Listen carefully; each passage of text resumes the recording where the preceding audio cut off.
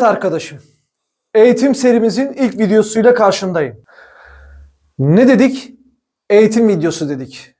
Bu eğitim videosunda malzeme tanıtımı yapacağım birinci seride. Bu seride malzeme tanıtımı yaparken ilk önce standartı söyleyeceğim sana. Ondan sonra da altın değerinde olan yorumumu katacağım. İlk önce sana bilardo masasından başlayayım anlatmaya. İç havuzu 1.42 x84 ebadında olan, üzerine çuha serilmiş bir mermer zeminde oynuyoruz. Bilardo masası 1550 yılında Londra'da bir emanetçi tarafından bulunmuş. Adamın zamanı boşmuş. Boş zamanından dolayı ne yapayım diye düşünürken o bulmaz olası bu oyunu bulmuş. Bizi de bu işin içine atmış. Masayı öteki malzemelere geçmeden önce masayı anlatmamız gerekirse daha şöyle bir ayrıntı verebilirim. Masanın etrafında gördüğünüz gibi kısa bantta 3 tane, uzun bantta da 7 tane nokta var. Bu noktalar başlangıcın Raymond Cölemans'ın, büyük ustanın yaptığı Diamond sistemi denen bir sistemle oynuyoruz. Ve bunun akabinde yüzlerce sistem çıktı. Belki de binlerce vardır da benim de bilmediklerim olabilir.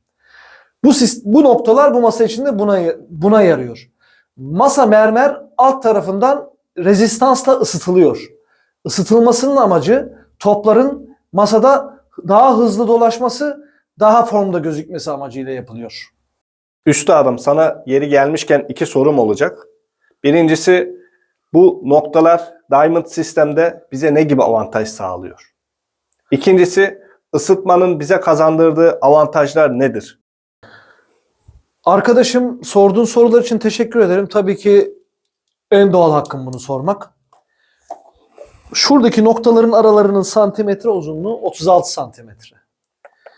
Diamond sistemi dediğimiz sistem bize gerçekten çok ek kuvvet veren bir sistem. Topu istediğimiz noktaya attığımızda istediğimiz yere ulaşmayı sağlayan bir sistem. Buna ileriki aşamalarda geleceğiz. Videolarımı takip etmeye başladığınızda bunları aynı bir emekleyen çocuk nasıl en sona doğru gideceğiz ve bunu anlayacaksınız ki gerçekten çok gereken, %100 kullanmamız gereken bir sistem olduğunu. Isıtma sistemine de gelince bildiğiniz gibi üzerine çuha gerili. Çuha demek sonuçta bir bez parçası. Bu bez parçası ısıtmayla birlikte yürüdüğünde, sürtünmeyi kestiğinde topumuz buz bir zemin üzerinde kayar gibi kayıyor. Ve çok az bir tempoyla daha hızlı ulaşmamızı sağlıyor. Malzeme tanıtımının ikinci bölümünden bahsedeyim size. Toplara gelelim. Toplar gördüğünüz gibi daire şeklinde 61 ile 61,5 milimetre çapında fenolik reçine denen bir maddeden yapılıyor. Uzun ömürlü ve çok dayanıklı olması bizim için en tutarlı bölümü. Ve ağırlığına gelirsek 205 ile 220 gram arası arkadaşlar. Üstadım, bir sorum olacak. O topların üzerindeki beneklerin, kırmızı beneklerin olması bize ne gibi bir avantaj sağlıyor?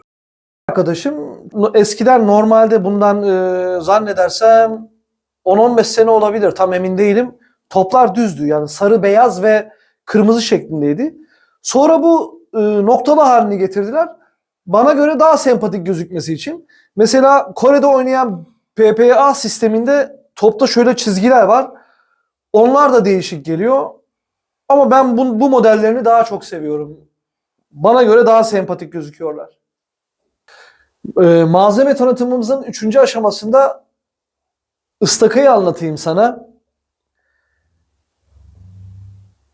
3 bant, özellikle 3 bant branşında olduğumuz için 3 bant ıstaka üzerinden konuşmam lazım. Çünkü öteki disiplinlerde pool bilyard, snooker, değişik ıstakalar kullanıldığından o bölüme girmiyorum. Bizi şu anda ilgilendiren kendi branşımız 3 bant ıstakasından bahsedeyim. Istakanın birçok ağaçtan yapıldığını biliyorum ama ben 2 tane örnek verebilirim size. Kelebek ağacı çok sık kullanılan bir ağaç. Maon ağacı kullanılıyor.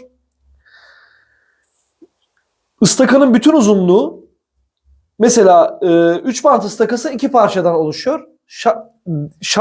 Şaft dediğimiz bölüm, bir de ıstakanın dibi dediğimiz bölüm. Istakanın dibi 69 ile 73 santimetre. Tabii ki bu vücut anatomisine göre değişiyor. İnsanın boyu, uzunluğu. Istakanın üst tarafı olan şaft da 69 ile 72 tercihe göre. Ama idealini sorarsanız ben sondaki yorumda söyleyeceğim size bunu. Kalınlıklarına gelirsek 3 bant ıstakasının ön tarafı fiberinin kalınlığı 11.8 ve 12.1'e 12.2'ye kadar oynayanlar var. Tabii bu kişisel tercihlere göre değişir ama bana göre 11.8 3 bant için idealdir. Kendi sponsorum olan Theory'nin Lotus modeliyle oynuyorum. Gerçekten harika bir şey. Olağanüstü. Uçlarına gelirsek onu da şöyle söyleyebilirim. Bu da kendi sponsorum. Sonra demeyin ha sponsor tanıtımı yapıyor diye. Sponsor tanıtımı yapmıyorum. Sadece göstermek için söylüyorum. Yani bu milyon uçlarıyla oynuyoruz. Ben milyon uçlarının medium modeliyle oynuyorum. Bunlar hard ve soft olarak 3'e ayrılıyorlar. Bana milyon daha bana ses vermediği için hardla oynadığımda mesela ses geliyor, onu sevmiyorum. O yüzden bu bana daha iyi geliyor. Bu da böyle arkadaşlar. Malzeme tanıtımının 4. aşamasına gelirsek bilardocuların ıstakaların uçlarına sürdüğü malzemeyi merak ediyorsanız adına tebeşir deniyor. Biz somoki diyoruz. Tabii ki Almanya'da başka söyleniyor. Otomatikman İngiltere'de başka söyleniyor. Ama Türkiye'de biz somoki diyoruz. Bunu niye sürüyoruz? Istaka ucuyla topun birleştiği andaki bir çarpma, sürtünme olduğundan eğer bunu buradaki kauçuğun üzerine sürmezsek bu ıstaka tebeşiri çıt dediğimiz, yani ıstakanın topla birleştikten sonra çıtlayıp gerçek istediğiniz vuruşu yapamamanızı sağlıyor. O yüzden de çok kibar biçimde bunu böyle sürüyoruz. Böyle sürenler var mesela arkadaşlar. Böyle iğrenç sürmeyeceksiniz. Yani buna kibar olacaksınız. Böyle süreceksiniz.